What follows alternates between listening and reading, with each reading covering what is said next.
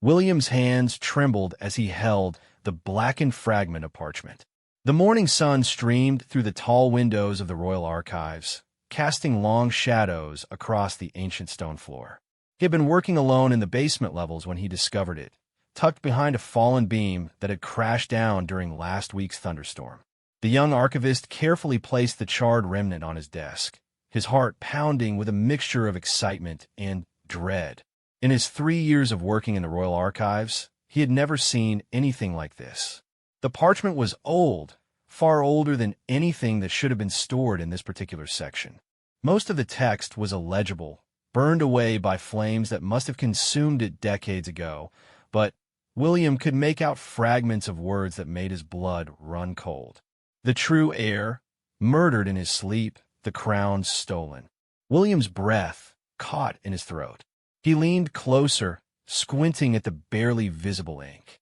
His training as an archivist had taught him to handle historical documents with extreme care, but this felt different. This felt dangerous. The archives had always been William's sanctuary. Growing up as an orphan in the capital city, he had found solace among the dusty tomes and ancient scrolls. The head librarian, Master Edmund, had taken him in when he was just 16, teaching him the delicate art of preserving history. William had always believed that knowledge was neutral, that the past was simply a collection of facts to be cataloged and preserved. But now, staring at this burned fragment, he realized that some knowledge could be explosive. He heard footsteps echoing down the stone corridor outside his office. William quickly covered the parchment with a clean cloth and pretended to be organizing a stack of routine documents. Master Edmund appeared in the doorway, his aged face creased with concern. "William, my boy, you've been down here since dawn. The storm damage assessment can wait, you know." "I'm fine, Master Edmund," William replied, trying to keep his voice steady. "Just wanted to make sure nothing important was damaged." The old man stepped into the office, his keen eyes scanning the room.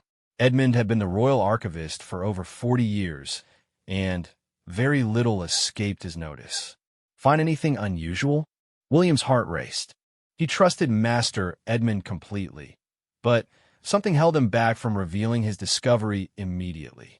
Perhaps it was the way the old man's eyes seemed to linger on the covered parchment, or perhaps it was the weight of the words he had glimpsed on the burned page. "Nothing significant," William lied, the words feeling heavy on his tongue. "Just some water damage to a few ledgers from the grain storage records." Master Edmund nodded slowly, but William could see something flickering in his expression. Was it relief? Suspicion? The old man had always been difficult to read. "Good, good," Edmund said, backing toward the door. "Well, don't work too late. And, William, if you do find anything unusual, anything at all, you'll bring it to me immediately, won't you?" The emphasis on the word immediately sent a chill down William's spine. "Of course, Master Edmund." After the old man left, William sat in silence for several minutes, his mind racing. He had never lied to his mentor before, and the deception felt like a poison spreading through his chest. But the words on that parchment, if they meant what he thought they meant, then everything he knew about the royal family, about the kingdom itself, could be built on a lie. William carefully uncovered the parchment again and began examining it with a magnifying glass. The paper was definitely ancient, probably 2 or 3 centuries old. The ink had a particular quality that suggested it was made from iron gall, a formula that had fallen out of use long ago.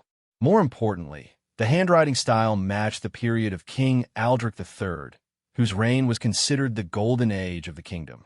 As William studied the fragment more closely, he began to make out additional words and phrases. "Witnessed the deed myself. Prince Marcus was the rightful gold paid to the assassins, the Queen's brother." Prince Marcus.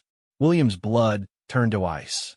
He had studied the royal genealogies extensively, and Prince Marcus had been King Aldrich's younger brother. According to all official records, Marcus had died in a hunting accident shortly before Aldrich took the throne. But if this document was authentic, it suggested something far more sinister.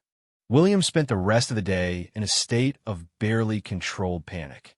He went through the motions of his regular duties, cataloging new acquisitions and helping scholars find reference materials, but his mind kept returning to the charred parchment hidden in his desk drawer. By evening, he had made a decision that would change his life forever. He would investigate. That night, after the archives closed and the last of the staff had gone home, William returned to the basement.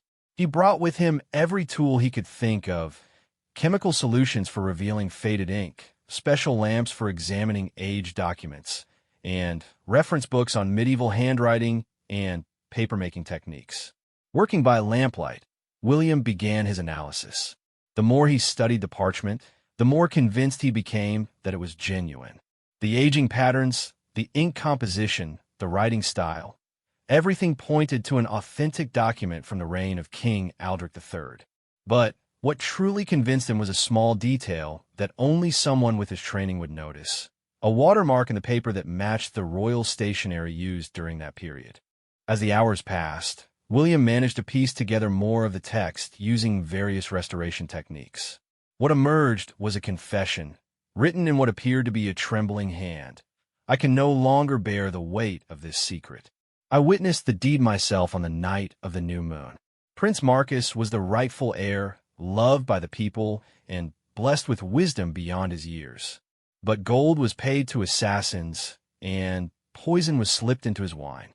The queen's brother orchestrated it all, and when morning came, they proclaimed it a hunting accident. King Aldrich took the throne knowing the blood of his brother stained his hands. May God forgive us all for our silence." The document was signed with an illegible scrawl, but beneath the signature was a seal, the mark of the royal physician. William sat back in his chair, overwhelmed by the magnitude of his discovery. If this document was genuine, it meant that the current royal family had no legitimate claim to the throne. It meant that for 300 years, the kingdom had been ruled by usurpers. It meant that countless wars, laws, and decisions made by the illegitimate monarchs were built on a foundation of murder and lies. But why had this document survived? And, more importantly, who had tried to destroy it? William studied the burn patterns on the parchment. The fire damage wasn't random. It was deliberate. Someone had tried to burn this confession, but something had stopped them before they could complete the job. Perhaps they had been interrupted, or perhaps their conscience had stayed their hand the last moment. As dawn approached, William carefully photographed the document from every angle and transcribed every legible word. He then placed the original back in its hiding spot behind the fallen beam and tried to make it look as undisturbed as possible. He couldn't risk keeping it in his office where Master Edmund might find it. Walking home through the empty streets as the sun rose, William felt as though he carried the weight of the world on his shoulders. He was just a young archivist, barely 21 years old, and he had stumbled upon a secret that could bring down a kingdom. Part of him wished he had never found the cursed parchment, had never learned the truth about Prince Marcus and King Aldrich.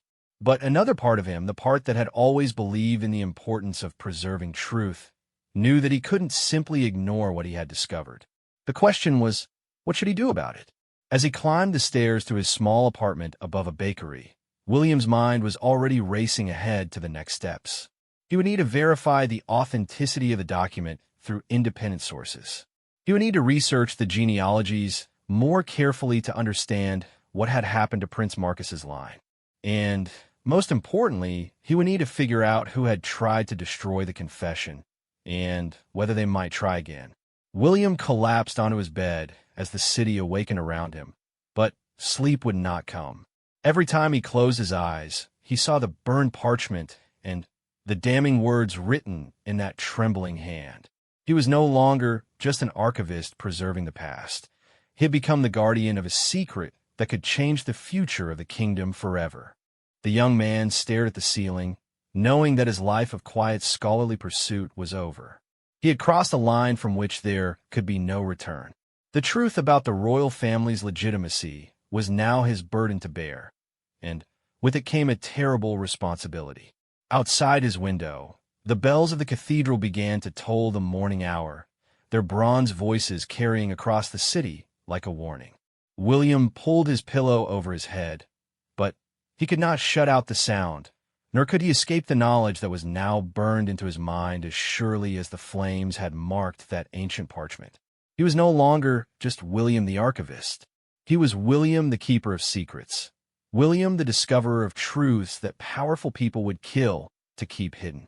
And somewhere in the depths of the royal archives, or perhaps walking the halls of the palace itself, was the person who had tried to destroy the evidence of Prince Marcus's murder. The person who might very well try to destroy William next.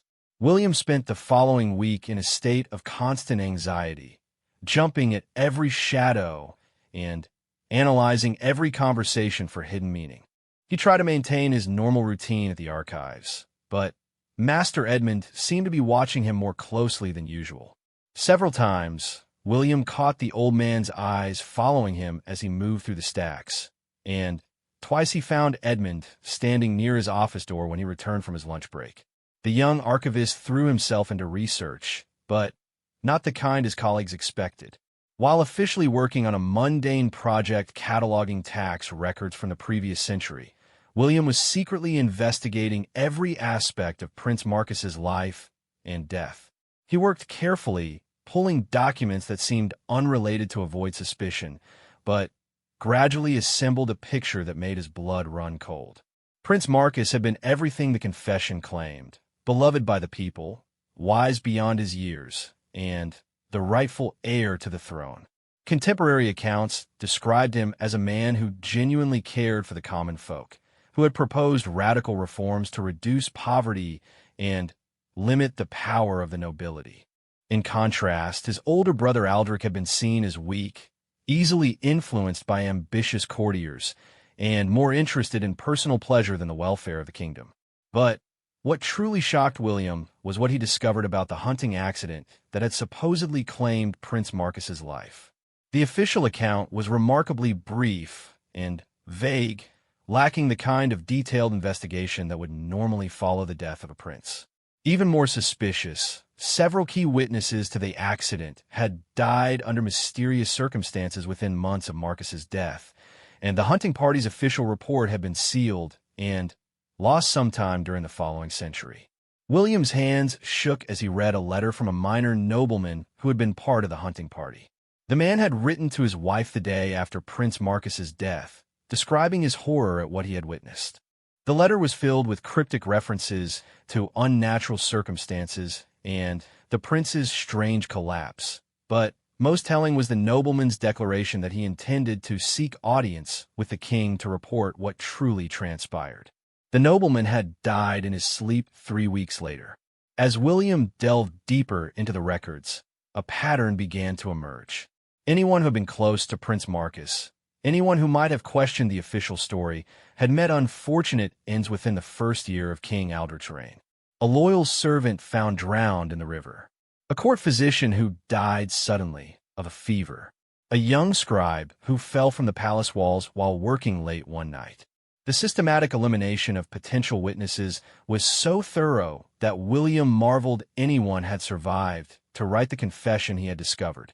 The royal physician who had signed the document must have lived in constant fear, knowing that his knowledge made him a target. Perhaps that was why the confession had been hidden so carefully and why someone had later tried to destroy it, but who had tried to burn the document. And when? William's investigation into this question led him to examine the archive's own records. He spent hours going through inventory logs, visitor registrations, and staff schedules, looking for any unusual activity that might coincide with an attempt to destroy evidence. What he found made his heart race with fear and excitement. 50 years ago, there had been an incident in the archives that had been officially dismissed as an accident. A small fire had broken out in the basement storage area, apparently caused by a fallen lantern. The fire had been quickly extinguished, and the damage was reported as minimal, just a few singed boxes of old documents. But William noticed something odd about the timing. The fire had occurred 3 days after a new staff member had been hired, someone with an unusual background for an archivist position. According to the personnel files, Lady Catherine Blackwood had been appointed to a senior position despite having no formal training in archival science. Her previous experience had been as a lady-in-waiting to the Queen, and her appointment had been personally approved by His Majesty himself. Lady Catherine had worked at the archives for exactly 6 months before requesting a transfer to a position at the royal court. During her brief tenure, she had shown particular interest in documents from the reign of King Aldrich III and had spent many late evenings working alone in the basement storage areas. William's pulse quickened as he read Lady Catherine's employment records more carefully. She had been born Catherine Blackwood, but her maiden name had been Catherine Aldrich. She was a direct descendant of King Aldrich III, and, more importantly, she was the grandmother of the current king. The pieces of the puzzle were falling into place with terrifying clarity. 50 years ago, Lady Catherine had somehow learned about the existence of the confession. Perhaps she had discovered it during routine research, or perhaps someone had told her about it. Either way, she had attempted to destroy the evidence of her ancestors' crime. The accident with the lantern had been a cover story for her attempt to burn the confession that threatened her family's legitimacy. But something had gone wrong. Perhaps she had been interrupted, or perhaps the fire had gotten out of control before she could ensure the document was completely destroyed. In any case, she had failed to eliminate the evidence, and the confession had survived, hidden behind a beam where it had remained undiscovered for half a century. Until now, William realized with growing horror that he was not the first person to discover this terrible secret. Lady Catherine had known the truth about King Aldrich's crime, and she had been willing to destroy historical evidence to protect her family's reputation. If she had been willing to go that far, what else might she have been willing to do? The young archivist began to research Lady Catherine's life after she left the archives. What he discovered sent chills down his spine. During her remaining years at court, she had become known as a formidable political figure, wielding enormous influence behind the scenes. Several scholars who had been researching the early years of King Aldrich's reign had met with unfortunate accidents during her lifetime. A promising young historian had been found dead in his chambers, apparently having choked on his dinner. An elderly professor had fallen down the stairs of his university library while researching royal genealogies. Lady Catherine had died 10 years ago, but her legacy of protecting the royal family's secrets might have continued. Her son held a high position in the royal household, and her grandson served as one of the king's most trusted advisors. William felt trapped in a web of conspiracy that stretched back 300 years and reached into the highest levels of the current government. The confession he had discovered was not just a historical curiosity. It was a deadly secret that people had killed to protect and would likely kill to protect again. As these realizations crashed over him, William began to notice disturbing changes in his daily routine at the archives. Books he had carefully shelved were found moved to different locations. Papers on his desk were subtly rearranged. Most unsettling of all, he began to sense that someone was searching his office when he was away.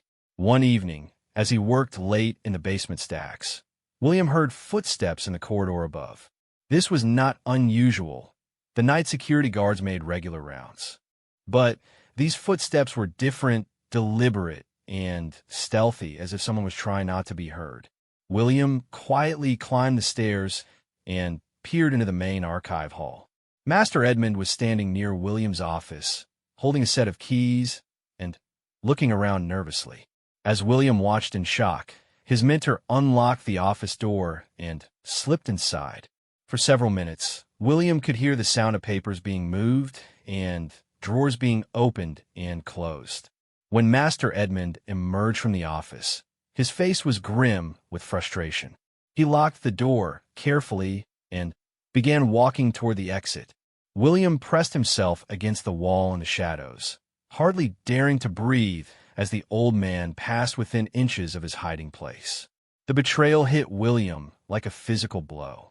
Master Edmund, the man who had raised him, taught him, and given him purpose in life, was searching through his private papers. The only explanation was that Edmund was somehow involved in the conspiracy to keep Prince Marcus's murder hidden. But how much did the old man know? Was he working alone, Or was he part of a larger network dedicated to protecting the royal family's secrets? And, most terrifyingly, what would Edmund do if he discovered that William had found the confession? William spent a sleepless night considering his options. He could confront Master Edmund directly, but that would reveal that he knew about the secret search of his office. He could try to remove the confession from the archives entirely, but that would be theft of a historical document, a crime that could land him in prison. He could report his discoveries to the authorities, but who could he trust? If the conspiracy reached into the royal household itself, there was no telling how far the corruption extended.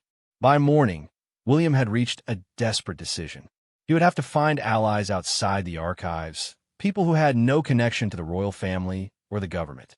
His only hope was to find other descendants of Prince Marcus, people who had a legitimate claim to the throne and the courage to pursue justice. But first, he needed to secure the confession. If Master Edmund was searching for it, then William's time was running out. The old man would eventually check the basement storage area where the beam had fallen, and when he did, he would find the hidden parchment. William arrived at the archives before dawn and made his way to the basement. His hands trembled as he retrieved the confession from its hiding place behind the fallen beam. The charred parchment seemed to burn his fingers as he carefully wrapped it in acid-free tissue paper and placed it in a protective folder. He could not keep the document at the archives any longer, but he also could not risk taking it home where it might be discovered. After much consideration, William decided to hide it in the one place no one would think to look, the public library across the city, where he had spent countless hours as a child. The head librarian at the public library, Mrs. Thornton, had known William since he was a boy. She welcomed him warmly and was happy to allow him to use a private study room for his personal research. William carefully concealed the confession inside a hollowed-out copy of an obscure agricultural manual, a book so boring that no one would ever have reason to examine it closely. As he walked back to the royal archives, William felt a mixture of relief and terror. The confession was now safe from Master Edmund's search, but William himself was more vulnerable than ever. He had no proof of what he had discovered, no evidence to support his accusations against one of the most beloved royal dynasties in history.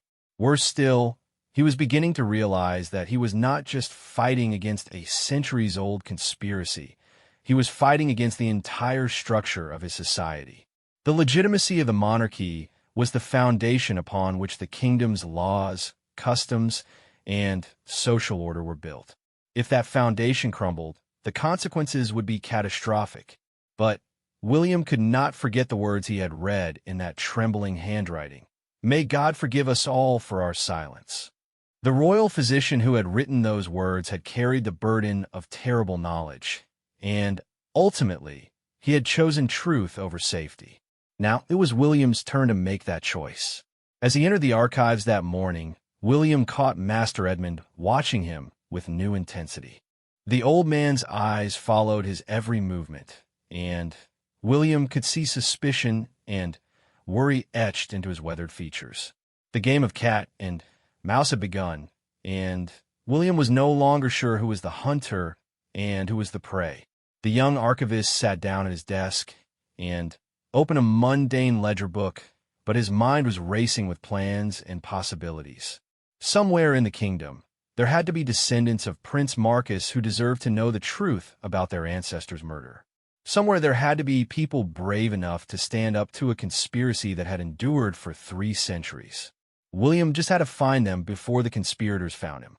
William's research into Prince Marcus's descendants became an obsession that consumed every spare moment of his life. Working carefully to avoid suspicion, he spent weeks tracing bloodlines through marriage records, birth certificates, and family histories scattered across dozens of parishes throughout the kingdom. What he discovered was both heartbreaking and hopeful. Prince Marcus had been married to Lady Eleanor of Westmarch, and they had been blessed with twin sons just months before Marcus's assassination. According to the official records, both children had died in infancy of a fever that swept through the court. But as William dug deeper, he found inconsistencies that suggested a different story. The children's deaths had been recorded by the same royal physician who had later written the confession William had found.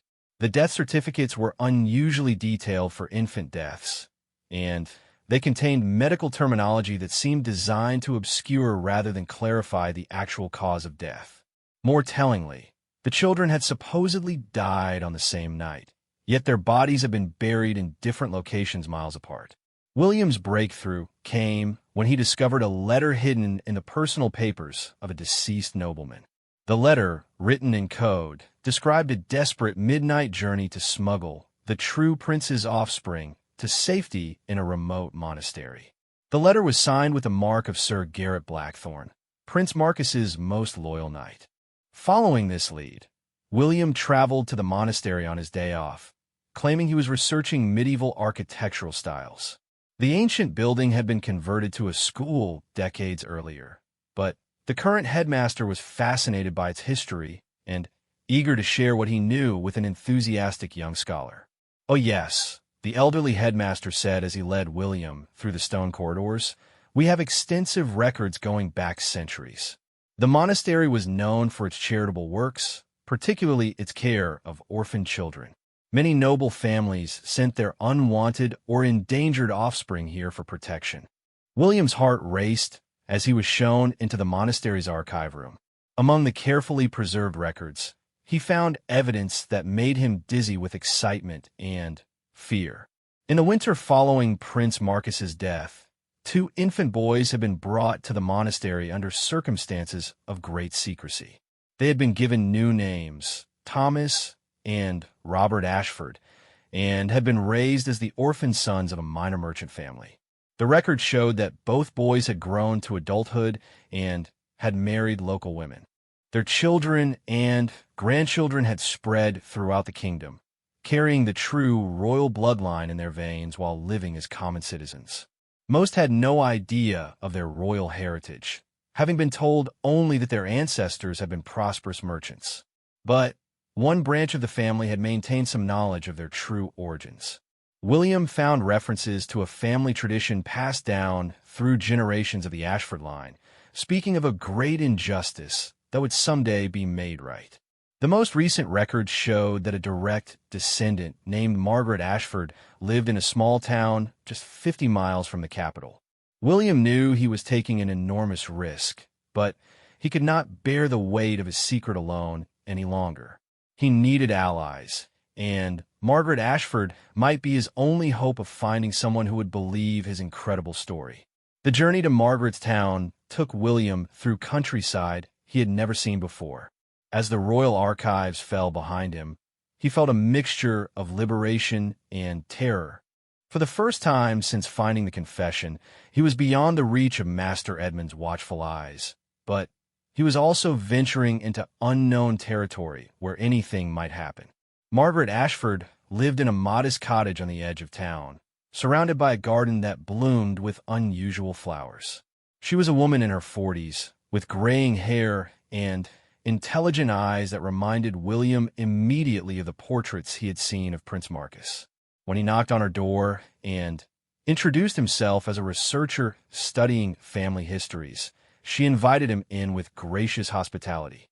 "The Ashford family history," she said, pouring tea from a delicate china set that seemed too fine for her humble surroundings. "Now that the topic my grandmother would have loved to discuss with you. She always insisted we were descended from nobility, though most of the family thought she was just a romantic old woman." William's pulse quickened. "What did your grandmother tell you about your ancestors?" Margaret's expression grew thoughtful. "Strange stories, really. She claimed that our family's real name wasn't Ashford at all, that it had been changed centuries ago to protect us from some terrible danger. She spoke of a prince who had been murdered by his own brother, and of babies who had been spirited away in the night to save their lives." The room fell silent, except for the ticking of an old clock on the mantelpiece. William realized that this was the moment that would determine the course of the rest of his life. He could make polite conversation, finish his tea, and return to his safe existence as a simple archivist. Or he could tell Margaret the truth and plunge both of them into danger beyond anything they could imagine. "Mrs. Ashford," William said slowly, I believe your grandmother's stories were true." Over the next 2 hours, William laid out everything he had discovered. He showed Margaret photographs of the confession, copies of his genealogical research, and documentation of the systematic elimination of witnesses to Prince Marcus's murder. He watched as her expression changed from polite interest to shock to a deep, burning anger.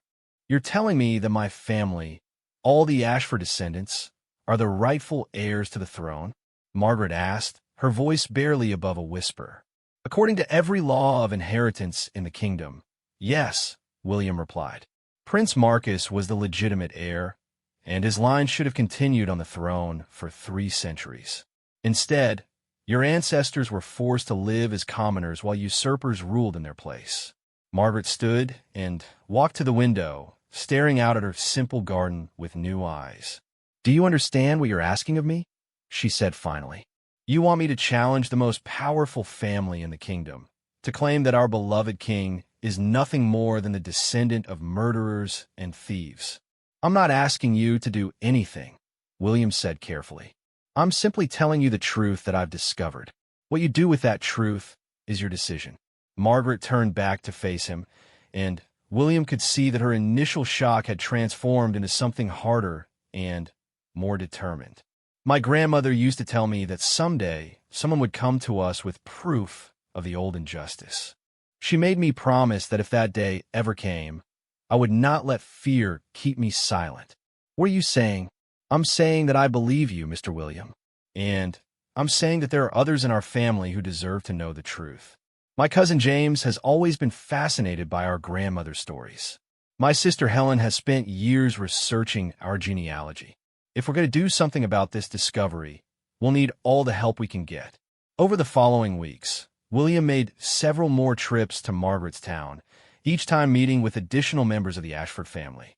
The gatherings were small and secretive, held in different locations to avoid attracting attention.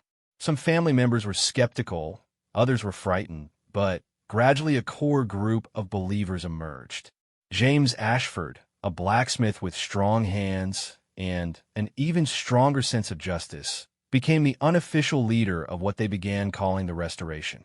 Helen Ashford, a schoolteacher with a sharp mind for legal details, began researching the constitutional procedures that would be required to challenge the crown's legitimacy.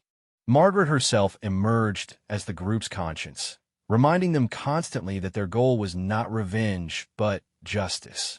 But as the group grew more organized, William began to notice signs that their activities had not gone unnoticed. During one of his trips to the town, he spotted a well-dressed stranger asking questions about him at the inn where he usually stayed.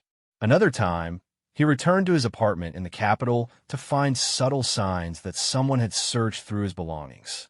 Most disturbing of all, Master Edmund's behavior at the archives had become increasingly erratic. The old man would appear without warning in areas where William was working, would ask probing questions about his recent research interests, and had begun taking unusual interest in William's comings and goings. Several times, William caught Edmund staring at him with an expression that mixed affection with something that looked dangerously like suspicion. The tension came to a head on a rainy Thursday evening when William was working late in the archives. He had stayed behind to finish cataloging a shipment of documents, and the building was supposed to be empty except for the night security guards. As he worked in the quiet basement, William heard footsteps on the stairs, not the heavy boots of the guards, but the soft leather soles of someone trying to move quietly. William quickly turned off his lamp and pressed himself against the wall behind a tall bookshelf. Through the gaps between the books, he could see Master Edmund moving carefully through the basement storage area, carrying a small lantern and examining the fallen beam where William had originally discovered the confession. The old man's search was methodical and desperate. He moved every piece of debris, examined every crack and crevice, and grew increasingly agitated as his search proved fruitless. Finally, Edmund sat down heavily on a wooden crate and put his head in his hands. "Where is it?" William heard him whisper to himself. "It has to be here somewhere." William remained hidden until Edmund finally, gave up his search, and left the basement. Only then did he realize the full scope of his predicament. Master Edmund was not just casually interested in the confession. He was desperately searching for it. The old man knew exactly what William had found, and he was probably under enormous pressure from powerful people to locate and destroy the evidence. As William made his way home through the dark streets, he realized that his time was running out.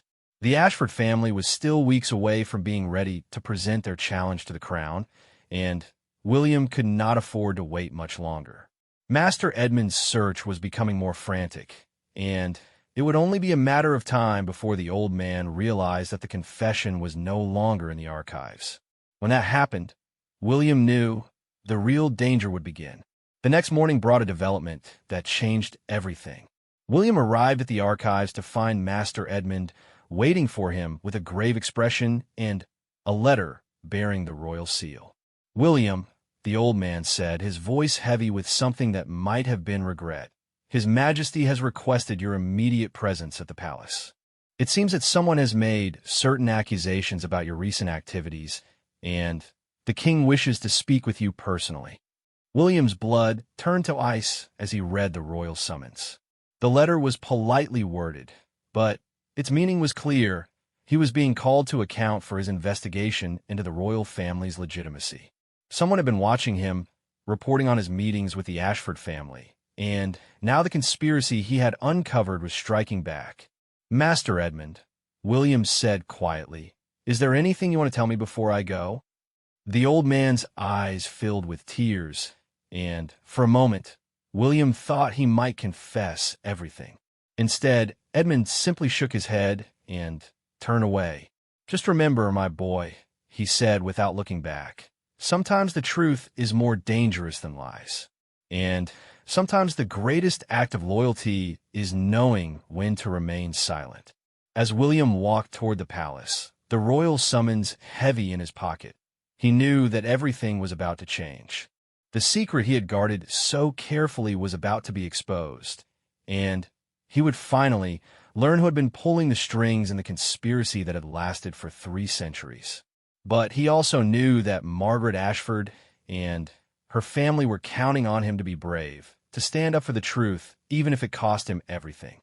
Somewhere in the kingdom, the rightful heirs to the throne were waiting for justice, and William was the only person who could give it to them. The palace gates loomed ahead, and with each step, William felt the weight of history pressing down on his shoulders. He was no longer just an archivist who had stumbled upon a secret. He was about to become a key player in a confrontation that would determine the fate of the kingdom itself. The palace halls were more magnificent than William had ever imagined, with soaring ceilings painted with scenes of royal triumph, and walls lined with portraits of kings stretching back through the centuries. As the guards escorted him deeper into the building, William found himself face to face with a painting of King Aldrich III, the man whose crime had set this entire conspiracy in motion.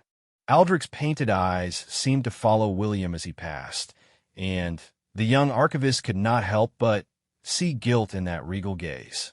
Had the artist somehow captured the weight of the king's terrible secret, or was William's knowledge of the truth coloring everything he saw? The guards led him to a small but elegantly appointed chamber where he was told to wait. William sat alone for nearly an hour, his mind racing with possibilities. What did the king know? How much had the watchers discovered about his meetings with the Ashford family? And, most importantly, was he walking into a trap from which he would never emerge?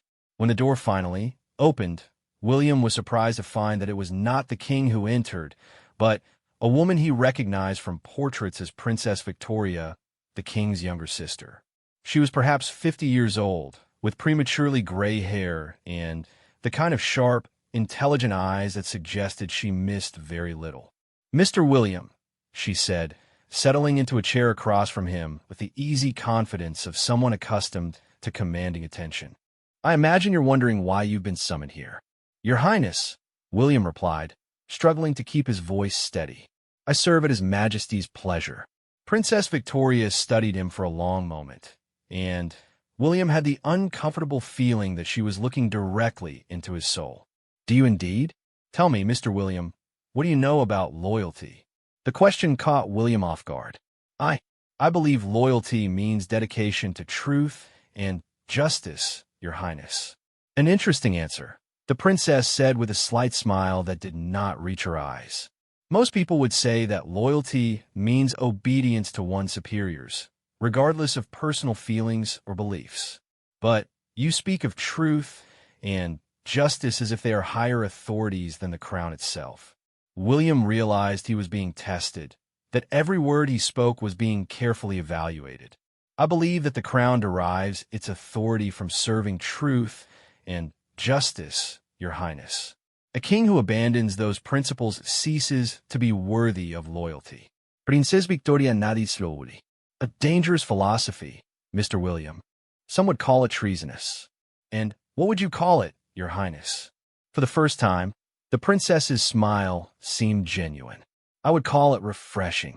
She stood and walked to the window, gazing out at the palace gardens. Tell me, have you ever wondered about the burden of knowledge? About what it means to know something that could change the world, but that no one else is ready to hear? William's heart began to race. I think I'm beginning to understand that burden, Your Highness. Yes, I believe you are. Princess Victoria turned back to face him, and William was shocked to see tears in her eyes. Mr. William, I'm going to share something with you that I have never told another living soul. But first, I need to know, are you prepared to risk everything for the truth? Without hesitation, William nodded. Princess Victoria walked to a bookshelf and removed a leather-bound volume. From within its pages, she withdrew a document that made William's breath catch in his throat. It was another piece of parchment, clearly very old, but this one was intact and undamaged. This is the complete confession of royal physician Marcus Whitmore, she said, handing the document to William. The paper you found in the archives was just a fragment that broke off from the original during my grandmother's failed attempt to destroy it 50 years ago. William's hands trembled as he read the full confession. It contained everything he had suspected and more.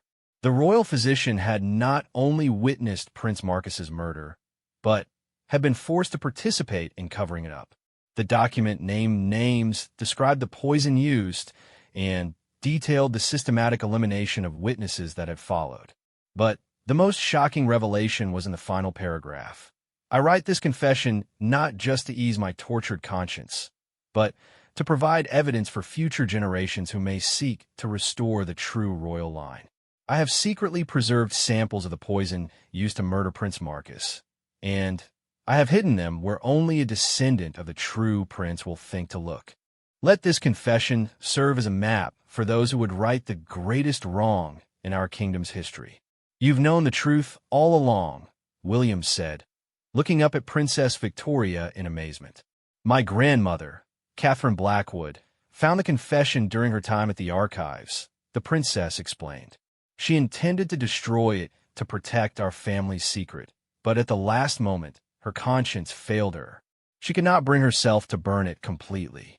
Instead, she kept the original and tried to destroy only a fragment, making it look like the entire document had been lost in an accident. But why? Why keep the truth alive when it threatens your family's legitimacy? Princess Victoria sat down heavily, suddenly, looking far older than her years. Because living with a lie is a burden that grows heavier with each passing generation. My grandmother spent the rest of her life tormented by what she knew. She passed that torment to my mother, who passed it to me. Do you know what it's like to grow up knowing that everything your life is built on is a foundation of murder and theft? William could see the genuine anguish in the princess's face. Then, why haven't you done anything about it? Why haven't you revealed the truth yourself? Because I am a coward, Princess Victoria said simply. And because the truth would destroy not just my family, but countless innocent people whose lives depend on the stability of the crown. What happens to the kingdom when people learn that their beloved king has no right to rule? What happens when the army splits between those who support the current crown and those who support the rightful heirs? What happens when our enemies see us tearing ourselves apart and decide to invade? The weight of these questions settled over William like a heavy blanket. He had been so focused on the moral imperative of revealing the truth that he had not fully considered the catastrophic consequences it might bring. But now, Princess Victoria continued, circumstances have changed. My brother, the king, is dying. He has no direct heirs, and the succession is unclear. When he dies, there will be chaos anyway as various claimants fight for the throne. Perhaps this is the moment when the truth can finally be revealed without destroying everything we hold dear. William looked down at the confession in his hands, realizing that he was holding the key to reshaping the entire kingdom. What are you asking me to do, Your Highness? I'm asking you to help me find the descendants of Prince Marcus, she replied. I'm asking you to help me ensure that when my brother dies, the rightful heirs can take their place on the throne. And I'm asking you to help me make sure that this transition happens peacefully, without civil war or bloodshed. You already know about the Ashford family? Princess Victoria Nadif. We have been aware of them for decades, but we have been waiting for the right moment to approach them. That moment has now arrived. William felt a mixture of relief and apprehension. On one hand, he was no longer alone in carrying the burden of this terrible secret. Princess Victoria was a powerful ally who could provide protection and resources he could never have imagined. On the other hand, he realized that he was being drawn into a conspiracy that reached the very heart of the royal family itself. There's something else you need to know, Princess Victoria said. Master Edmund has been working for our family for decades. His job was to monitor the archives and ensure that any evidence of the truth was quickly contained. He has been reporting on your activities since the day you found that charred fragment. The betrayal hit William like a physical blow. Edmund had not just been searching for the confession. He had been watching William, manipulating him, and reporting his every move to the royal family. The man who had raised him like a son had been a spy all along. Master Edmund is not evil, Princess Victoria said, perhaps seeing the pain in William's face. He genuinely cares for you, and he has been tormented by his role in this deception. But he has served my family faithfully for 40 years, and he could not bring himself to break that loyalty, even for someone he loves like a son. William struggled to process this revelation. Everything he had believed about his mentor, about his own life, about the nature of loyalty and trust was crumbling around him. I can see that this is difficult for you, Princess Victoria said gently. But I hope you can understand that Master Edmund was caught between impossible choices. He could not betray his oath to my family, but he also could not bear to see you harmed. That is why he's been trying so desperately to find and destroy the evidence before anyone else could use it against you. The princess stood and walked to a window that overlooked the palace courtyard. In the distance, William could see guards changing shift, their movements precise and orderly. Everything about the palace radiated power and permanence, yet he now knew that it was all built on the most fragile of foundations. Mr. William, Princess Victoria said without turning from the window, I'm going to make you an offer. Join me in this endeavor. Help me contact the Ashford family and prepare them for what is to come, and I will ensure that you are protected from any consequences of your investigation. You will be richly rewarded when the rightful heirs take the throne, and you will go down in history as the man who helped restore justice to our kingdom. And if I refuse? Princess Victoria turned to face him, and William could see both sadness and steel in her expression. Then you will be quietly relocated to a comfortable position in a distant province, where you can live peacefully, but will never again have access to sensitive historical documents. The Ashford family will continue to live as common citizens, never knowing their true heritage, and the truth will die with my generation. William realized that he was being offered a choice that was really no choice at all. He could join Princess Victoria's conspiracy and help shape the future of the kingdom, or he could be silenced and marginalized while others made decisions about the fate of the royal line. But as he considered his options, William thought about Margaret Ashford and her family, about their right to know their true heritage and their right to choose their own destiny. He thought about the royal physician who had written the confession, risking his life to preserve the truth for future generations. And he thought about his own values, his belief that knowledge belonged to all people, not just to those in power. "Your Highness," William said finally, "I will help you contact the Ashford family. But I have conditions." Princess Victoria raised an eyebrow. "You are hardly in a position to make demands, Mr. William. I want the complete truth told to the Ashford descendants, including the fact that your family has known about them for decades and chosen to keep them in ignorance. I want them to have the right to make their own decision about whether to claim the throne without pressure or manipulation from anyone. And I want assurance that if they choose not to pursue their claim, they will be left alone to live their lives in peace." For a long moment, Princess Victoria stared at William in silence. Then, slowly she nodded. "Very well, Mr. William. You have my word as a member of the royal family. But understand this. Once we begin this process, there will be no turning back. The kingdom will be forever changed, and all of us will have to live with the consequences of our choices." As William left the palace that evening, his mind was reeling with everything that had transpired. In the space of a few hours, he had gone from being a hunted man to being a key player in a royal conspiracy. He had learned that his mentor had been spying on him for decades, that the royal family had been aware of the Ashford descendants all along, and that the dying king's lack of direct heirs was about to plunge the kingdom into chaos anyway. But most importantly, he had taken the first step toward ensuring that the truth about Prince Marcus's murder would finally be revealed. After 3 centuries of lies and cover-ups, justice might finally be within reach. As he walked through the darkening streets toward Margaret Ashford's town, William carried with him not just the weight of terrible knowledge, but also the hope of redemption. The charred page that had started this entire journey had been just the beginning. Now, with the complete confession in his possession and a princess of the realm as his ally, William was about to help write the next chapter in the kingdom's history. The only question was whether that chapter would end in triumph or tragedy. The meeting between Princess Victoria and the Ashford family took place in the neutral setting of an old abbey outside the capital, a location chosen for both its privacy and its historical significance. William arrived early, his stomach churning with anxiety about how Margaret and her relatives would react to learning that the royal family had known their true identity for decades. Margaret Ashford entered the abbey with quiet dignity, accompanied by her cousin James and her sister Helen. Behind them came 3 other family members William had not met before, distant cousins who had been brought into the conspiracy only days earlier. All of them carried themselves with unconscious nobility, a natural grace that spoke to their royal bloodline, even though they had been raised as commoners.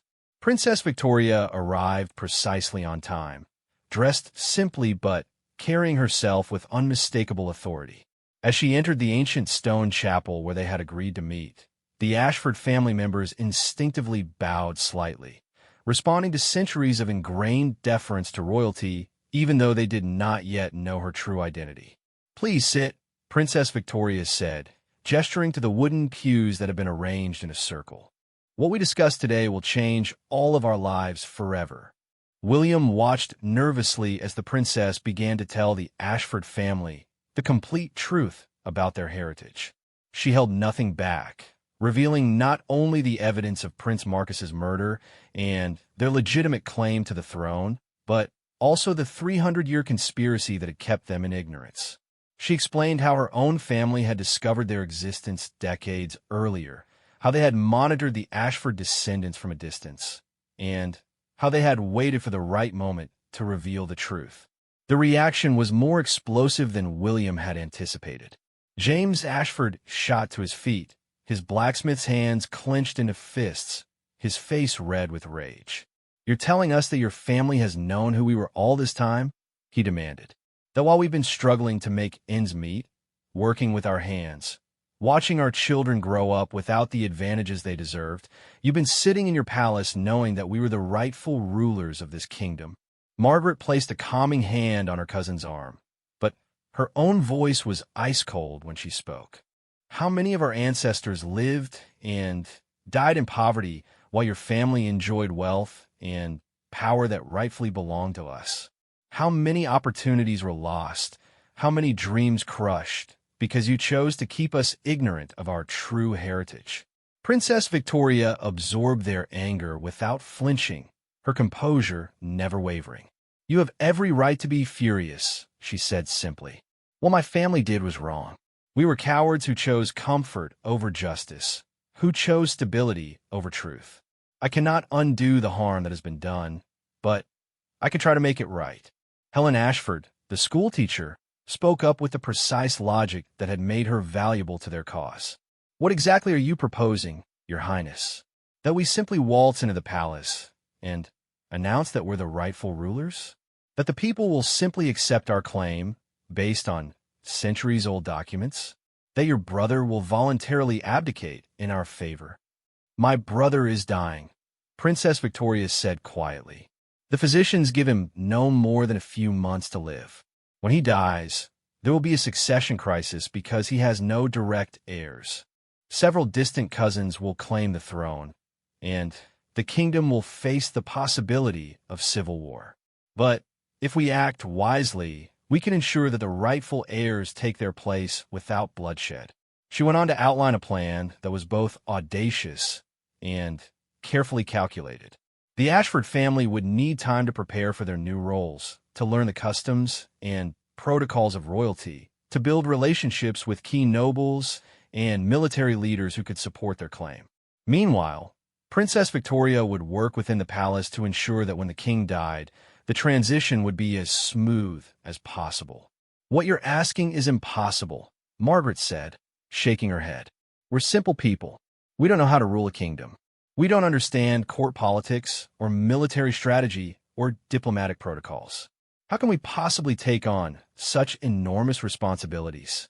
"The same way your ancestor Prince Marcus would have," Princess Victoria replied, "with courage, wisdom, and a genuine desire to serve the people. Those qualities cannot be taught, but they can be supported by advisors who understand the practical details of governance." William found himself studying the faces of the Ashford family as they grappled with this life-changing revelation. He could see the struggle playing out in their expressions, anger warring with hope, fear battling with determination, disbelief wrestling with a growing sense of destiny. It was Margaret's youngest cousin, a quiet young man named David who worked as a carpenter, who asked the question that cut to the heart of matter. "Your Highness," David said slowly, "why should we trust you? Your family has been lying to us for generations. How do we know this isn't just another manipulation, another way to use us for your own purposes?" Princess Victoria was silent for a long moment, and William could see the weight of centuries pressing down on her shoulders. When she finally spoke, her voice was heavy with emotion. "You shouldn't trust me," she said. "You have no reason to trust any member of my family. All I can offer you is the truth, complete and unvarnished, and the promise that from this moment forward, you will have the power to make your own choices about your destiny." She reached into her travel bag and withdrew a leather portfolio containing documents William had never seen before. These are the complete royal genealogies, dating back to the founding of the kingdom. These are the legal documents that establish the laws of succession. These are financial records showing the wealth that has been accumulated by the crown over the centuries, wealth that rightfully belongs to the descendants of Prince Marcus. "And these," she said, pulling out a small wooden box, "are the poison samples that the royal physician preserved, along with his instructions for how they can be tested to prove that Prince Marcus was murdered." The wooden box seemed to electrify the room. Here was physical evidence that could prove their claim beyond any doubt, scientific proof that the official story of Prince Marcus's hunting accident was a lie. Helen Ashford, with her teacher's eye for detail, examined the documents carefully. "These appear to be authentic," she said finally. "The paper, the ink, the seals, everything suggests these are original documents from the periods they claim to represent. James had calmed down enough to think strategically. What kind of support would we have if we pressed our claim? Would the army follow us? Would the nobles accept us? Would the people believe our story? Princess Victoria's answer was both encouraging and sobering.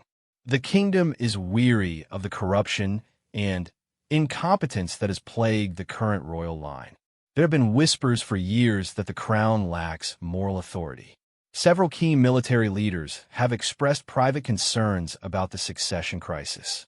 If we present your claim properly, with overwhelming evidence, and the support of respected figures like myself, I believe many would rally to your cause. And what about you? Margaret asked pointedly. What do you gain from this? Why would you willingly give up your position and privilege to support our claim? The princess looked out through the abbey's ancient windows at the countryside beyond. Because I have spent my entire life carrying the weight of my family's crime. Because I have watched my brother make decisions that have harmed the kingdom, knowing that he has no right to make those decisions. Because I believe that the only way to heal our nation is to finally tell the truth and allow the rightful rulers to take their place. She turned back to face the Ashford family with tears in her eyes. And because I hope that when you take the throne, you will be merciful to those of us who have lived as usurpers, but who are willing to serve justice even at great personal cost. The next several hours were spent in intense discussion as the Ashford family debated among themselves. William found himself acting as a mediator, helping them understand the historical implications of their decision, while also providing emotional support as they grappled with the magnitude of what was being offered to them. Some family members were eager to claim their birthright immediately, driven by anger over the injustices they had suffered and excited by the prospect of power and wealth. Others were terrified by the responsibilities involved, worried about their ability to rule effectively, and concerned about the dangers they would face as targets of those loyal to the current dynasty. It was Margaret who finally provided the wisdom that resolved their internal debate. "This isn't really about us," she said to her family members. "This is about justice for our murdered ancestor, about truth finally being told after 3 centuries of lies, and about giving the people of this kingdom the rulers they deserve. If we have the courage to accept this responsibility, we have an obligation to try." The vote, when it was finally taken, was unanimous. The Ashford family would press their claim to the throne. The months that followed were a whirlwind of preparation and careful maneuvering. Princess Victoria used her influence to arrange secret meetings between the Ashford family and key nobles, military leaders, and church officials. William worked tirelessly to gather additional evidence supporting their claim, uncovering documents and artifacts that had been hidden or forgotten for centuries. The Ashford family themselves proved to be quick learners, adapting to their new roles with surprising grace. Margaret emerged as a natural leader, combining common sense with an instinctive understanding of what the people needed. James's straightforward honesty and strong work ethic won him supporters among the military ranks. Helen's intelligence and education made her invaluable in dealing with legal and administrative challenges. When the king finally died on a cold winter morning, the succession crisis erupted exactly as Princess Victoria had predicted. 3 different cousins claimed the throne, each backed by different factions of nobles and supported by different segments of the army. The kingdom teetered on the brink of civil war. That was when Princess Victoria made her move. Standing before the assembled lords and ladies of the realm, she revealed the complete truth about Prince Marcus's murder and presented the Ashford family as the rightful heirs to the throne. The evidence was overwhelming. The confession, the genealogical records, the poison samples that scientific analysis had proven were the cause of Prince Marcus's death. The reaction was explosive. Some nobles denounced the claims as fabrications designed to destabilize the kingdom. Others, particularly those who had grown disillusioned with the current royal line, embraced the Ashford family as the solution to the kingdom's problems. The army split into factions, with some units declaring for the Ashfords while others remained loyal to the competing claimants. For several tense weeks, it seemed as though the kingdom would indeed descend into civil war. But gradually, the weight of evidence and the moral authority of the Ashford family's claim began to tip the balance. Key military leaders switched their allegiance. Important nobles threw their support behind the rightful heirs. Most importantly, word of the truth began to spread among the common people, and they rallied to support the family that represented justice over the usurpers who represented centuries of lies. The final turning point came when the royal physician's poison samples were publicly tested by scholars from the kingdom's most prestigious universities. When the results proved beyond any doubt that Prince Marcus had been murdered, even the most skeptical nobles could no longer deny the Ashford family's claim. Margaret Ashford was crowned queen 3 months after the old king's death, in a ceremony that brought together elements of ancient tradition and new hope. William stood in the great cathedral, watching as the woman he had first met in a humble cottage was transformed into the rightful ruler of the kingdom, and felt a deep satisfaction that justice had finally been served. Princess Victoria, true to her word, accepted a position as royal advisor, using her knowledge and experience to help smooth the transition. Master Edmund, his own conscience finally clear after decades of carrying the burden of conspiracy, returned to his beloved archives where he worked to ensure that the complete truth of the kingdom's history would be preserved for future generations. In the years that followed, Queen Margaret proved to be everything the kingdom had needed: wise, just, and genuinely concerned for the welfare of all her subjects. The corruption and incompetence that had plagued the previous dynasty was swept away, replaced by honest governance and effective leadership. William himself was appointed as the chief royal archivist, a position that allowed him to ensure that the truth would never again be suppressed or hidden.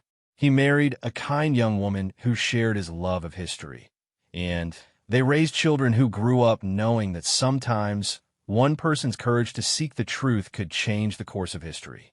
But perhaps the most satisfying moment came several years later, when William returned to the basement of the Royal Archives and found the spot where he had first discovered the charred fragment that had started everything. He placed a small plaque there, bearing the simple inscription, "In memory of those who died for truth, and in honor of those who lived to see justice done." The charred page had been just the beginning, but it had been enough to light a fire that burned away 3 centuries of lies and illuminated a path to a better future for everyone in the kingdom. And that, William reflected as he stood in the quiet archives, was the true power of preserving history. Not just to remember the past, but to learn from it and build a more just tomorrow.